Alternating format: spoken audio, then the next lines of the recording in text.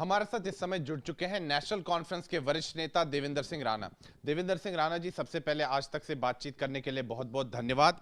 जो अभी खबर आ रही है वो ये है कि अभी सितंबर के महीने में और अक्टूबर के महीने में जो है 70 केंद्रीय मंत्री यहाँ जम्मू कश्मीर आ रहे हैं और जो यहाँ पर विकास कार्य हो रहे हैं उनकी वो समीक्षा करेंगे। नेशनल कॉन्फ्रेंस इस दौरे को कैसे देखता है? देखिए, कोई भी ऐसा इकदाम राज्य सरकार से या केंद्रीय सरकार से जो लोगों की बेहतरी के लिए और जम्मू कश्मीर की डेवलपमेंट के लिए लिया जाएगा, उसका हम खैर मकदम करते हैं। ये 70 केंद्रीय मंत्री आ रहे हैं, इनका भी हम खैर मकदम करते हैं, लेकिन इनके आने का मकसद तभी हल होगा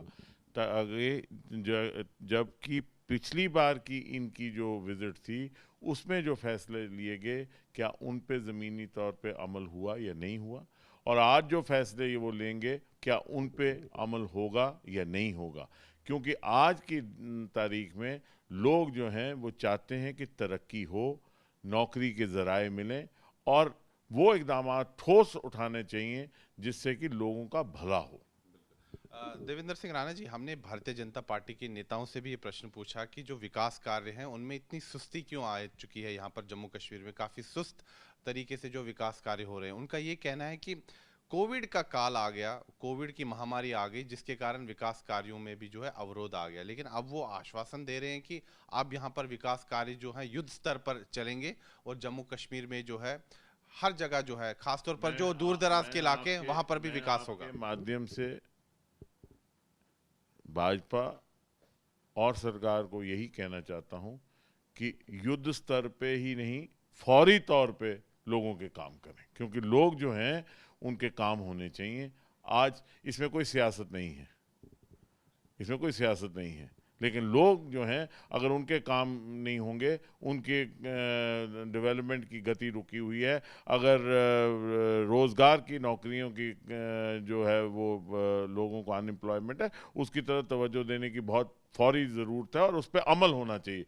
बातों का वक्त नहीं है, अमल का वक्त। अच्छा देवेंद्र सिंह राणा जी, इसमें एक महत्वपूर्ण पहलू ये भी है जिसका कि आपने भी जिक्र किया कि जनवरी 2020 में जो है 36 केंद्रीय मंत्री यहाँ पर आए थे।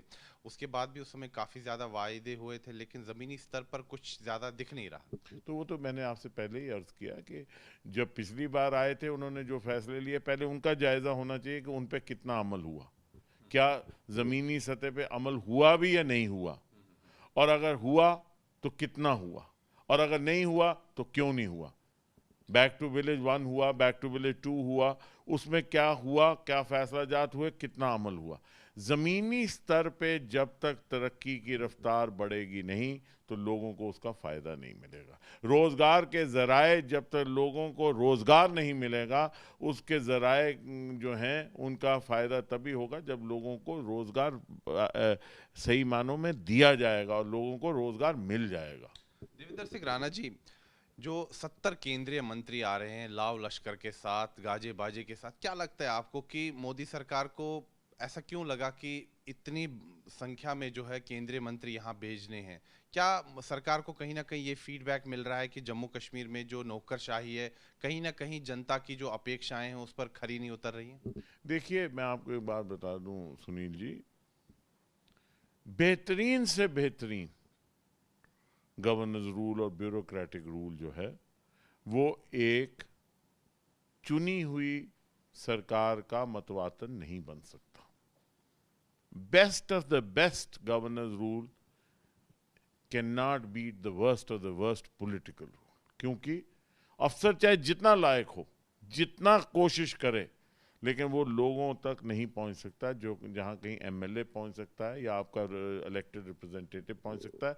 और लोग जो हैं बिना संकोच, बिना संदेह के अपने इलेक्टेड रिप्रेजेंटेटिव का दरवाज़ा हमेशा खटका कर उसको दिन रात जगा सकते हैं, जो वो नहीं कर सकते। और इसलिए सरकार और अवाम के बीच में इलेक्टेड रिप्रेजेंटेटिव एक पुल बनता है, और जब ये इलेक्टेड गवर्नमेंट नहीं होती है वो पुल टूट जाता है, और जितनी भी कोशिश की जाए वो खाई बनी रहती है, और उसका असर जो है वो आपको एडमिनिस्ट्रेशन पे दिखता है। आप चाहते हैं कि जम्मू कश्मीर में जो विधानसभा के चुनाव हैं वो जल्द से जल्द होने चाहिए? मैं नहीं चाहता। ये कॉन्स्टिट्यूशन है हमारा कि इलेक्टेड रिप्रेजेंटेटिव होने चाहिए, जमहूरियत का तकाजा है। लोगों को हक है कि उनका इलेक्टेड रिप्रेजेंटेटिव वो उनकी नुमाइंदगी करे, और लोगों के पास ये हक है कि उसको परखें। वो एक अफसर को तो नहीं बदल सकते, लेकिन अगर वो चाहें कि अगर उनका इलेक्टेड रिप्रेजेंटेटिव फेल हो जाता है तो उसको वो बदल सकते हैं, उनके पास ताकत है। वो ताकत जो है उनकी अफसर पे नहीं है, तो इसलिए अफसर जो है उनका मतहत नहीं है, लेकिन जो इलेक्टेड रिप्रेजेंटेटिव वो उनका मतहत है। तो देवेंद्र सिंह राणा जी, अभी प्रधानमंत्री नरेंद्र मोदी के दौरे की भी कुछ बात चल रही है, लेकिन बीजेपी ने कहा है कि कोई अभी जो विजिट है उनकी स्केड्यूल नहीं है। तो आप क्या चाहते हैं कि प्रधानमंत्री नरेंद्र मोदी भी स्वयं यहाँ पर आए और यहाँ पर जो विकास कार्य हो रहे हैं उसका जायजा ले और यहाँ की स्थिति के बारे में वो खुद जो है यहाँ पर अवगत हो? देखिए, मेरा प्रधानमंत्री जी के दौरे के बारे में टिप्पणी करने का मेरा कोई लोकल स्टैंड आई नहीं है, लेकिन प्रधानमंत्री सबके प्रधानमंत्री हैं, पूरे देश के प्रधानमंत्री हैं, और मुझे लगता है कि प्रधानमंत्री जब भी कहीं किसी जगह का दौरा करें तो उसका स्वागत ही है। लेकिन बात यह है कि ज़मीनी सतह पे जो कामकाज है वो राज्य सरकार ने करना। मनोज सिन्हा एक काबिल लेफ्टिनेंट गवर्नर हैं, ऐसी बात नहीं है, और सियासी सूझबूझ भी रखते हैं, लेकिन जो गति ज़मीनी स्तर पे होनी चाहिए वो अभी दिख नहीं रही। आज तक से बातचीत करने के लिए बहुत बहुत धन्यवाद। शुक्रिया।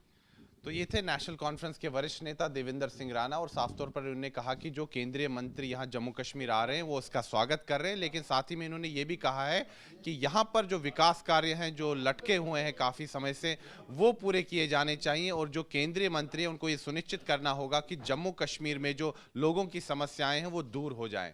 वीडियो जर्नलिस्ट नीरज कुमार के साथ मैं सुनील भट्ट, जम्मू आज तक।